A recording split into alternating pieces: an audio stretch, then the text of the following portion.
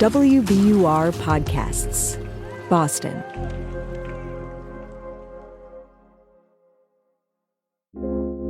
I'm Darryl C. Murphy, and you're listening to The Common. Gabriella. Hello. How you doing? I'm doing okay. I'm sorry to come with such a depressing topic. Listen, at least I get to hear it from you. Okay, so let's get into it, because yesterday we heard from WBUR climate and environment correspondent Barbara Moran about the prevalence of PFAS in our water supply. And now you're here to tell us about what PFAS can do to our bodies. Now, I recall you and I talked about this before a while ago, right? We did. So this will be a nice refresher. And one thing I recall from that conversation is that just about everyone has PFAS in their bodies. Am I right? That is correct. Wow. How is that possible? It is a good question. It is possible because these chemicals are everywhere. Mm-hmm. It's remarkable because these are, not naturally occurring chemicals. These are made by people, and yet they're so common that we will see them in tons of consumer products, tons of different uses. And the flip side of it is that they are very hard to get rid of these chemicals once you have them. There's a super strong bond that's kind of at the heart of the chemicals. It's very stable, very strong. That's good in a consumer product. That's bad when it's inside the body. I actually spoke to a researcher down at the University of Rhode Island's College of Pharmacy, Angela Slitt, and she told me about this. They are just virtually indestructible. So, it takes high levels of incineration, like high temperatures, to break down the carbon-fluorine bonds.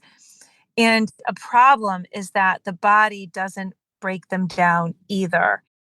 That is how they get the nickname forever chemicals. Wow. And I'm thinking about the fact that it is this forever chemical. It is constantly accumulating in our bodies because there's so much exposure to it. So with all that said, talk to me about the potential impacts of PFAS on our bodies.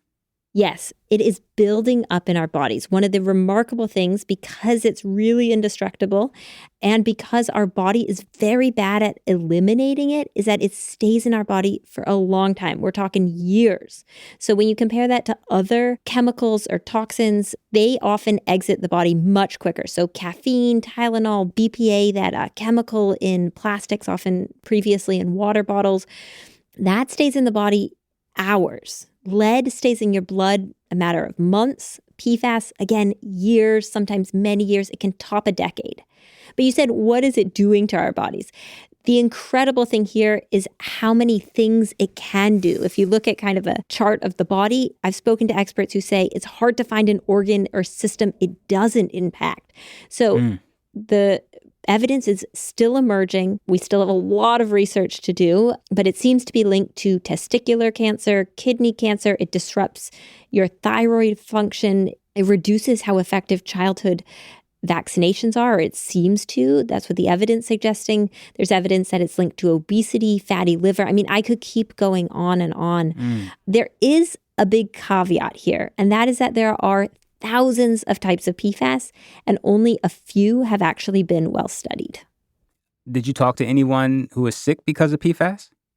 Yes, so the research is not quite there to draw a direct link. This condition is directly due to this exposure, but I did speak to several people who it seems like have been impacted by PFAS. One is a firefighter out on Nantucket, and firefighters are one of the occupations that is highly exposed because PFAS is often in firefighting foams, and it also is in a lot of firefighting gear, so the stuff they wear around.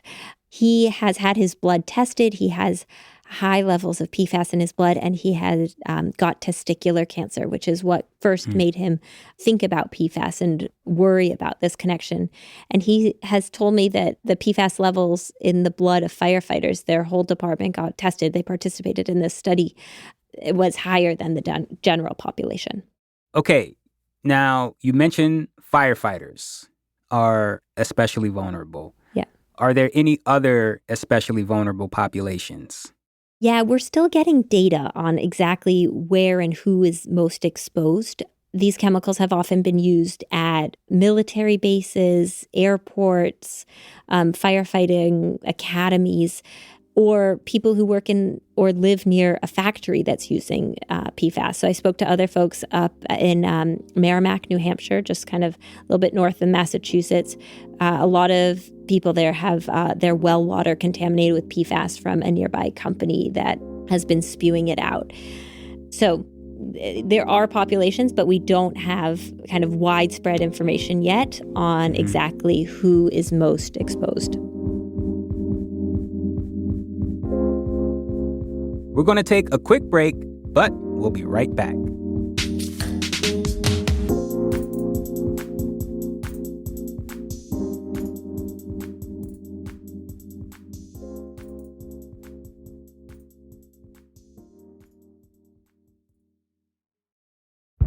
Did you kill Marlene Johnson? I think you're one of the first people to have actually asked.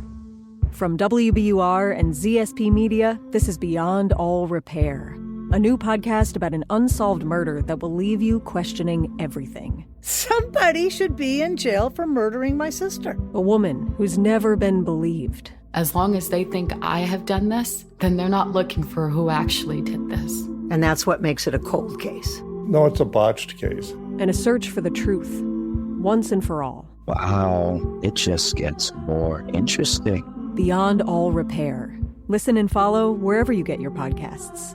Be careful. You're digging in a place that's been very peaceful for a while. Do it anyway. Dig.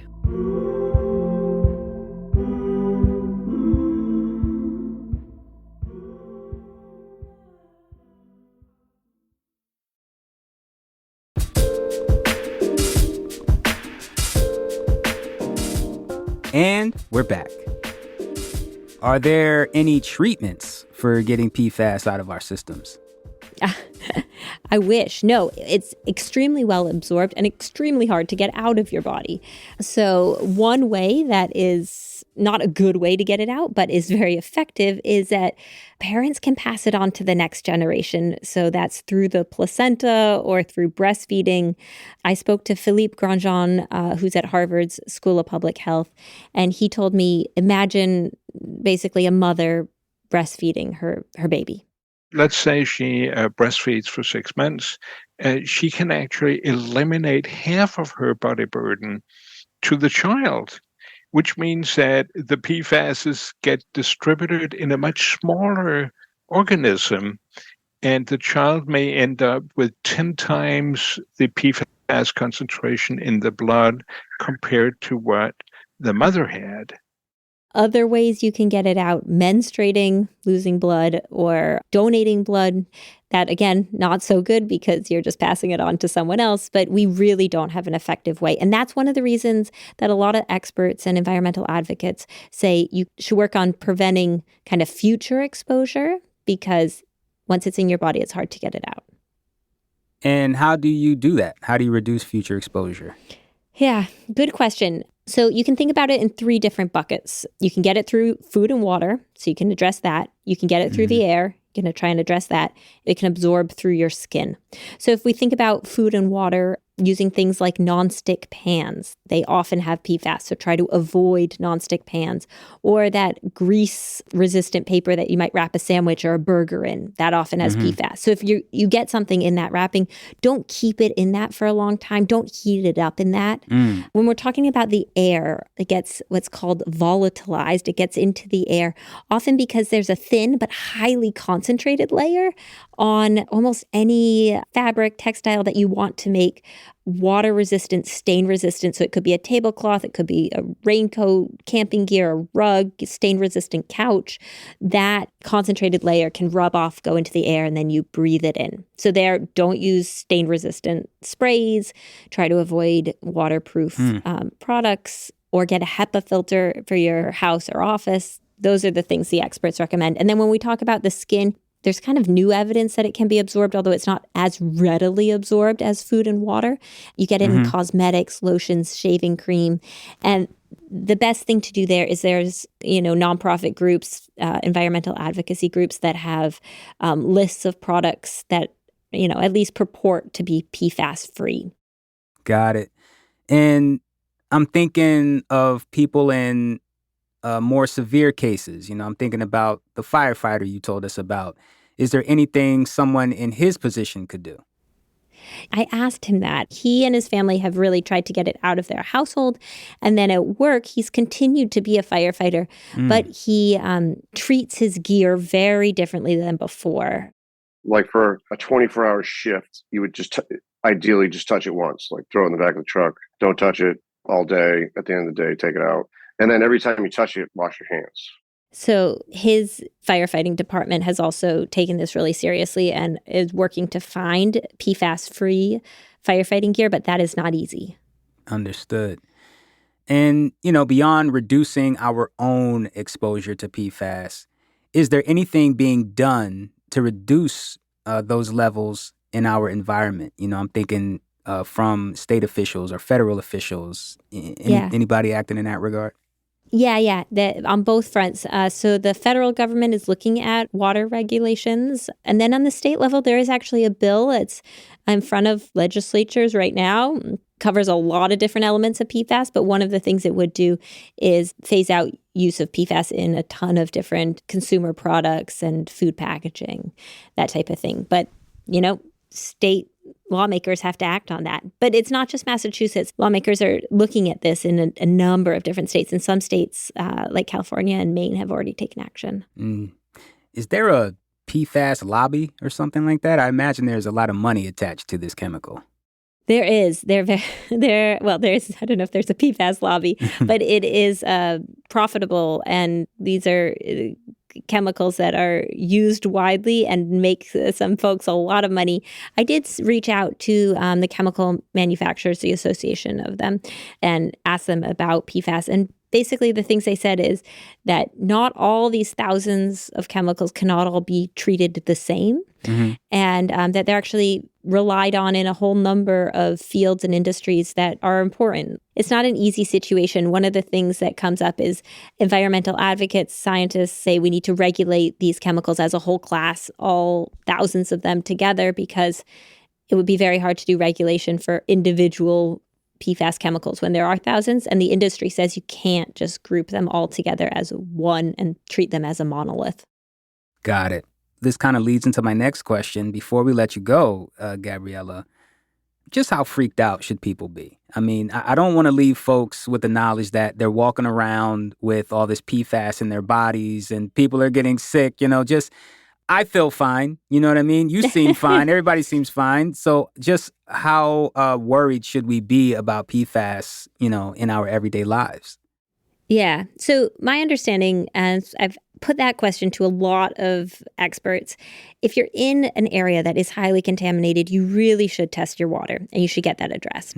In terms of the general population, it seems like it's best to take some precautions. Go ahead and get rid of those nonstick pans, even though they're really nice. Change out your floss to PFAS-free floss. That's what they say, take some precautions. But then they also say, don't freak out. And if you want to work on this issue, they say push for regulations because we're still producing it and using this.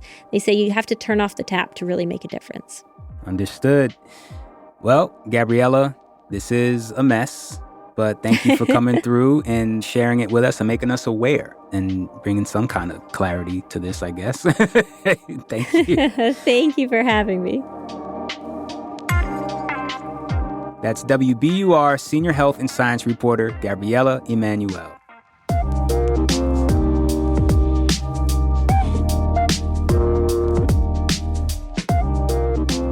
And that's our show for today. Thank you so much for listening to The Common. Make sure you hit us up on Instagram or Twitter at WBUR The Common, or send us an email at thecommon@wbur.org. I'm Daryl C. Murphy, and I'll talk to you tomorrow.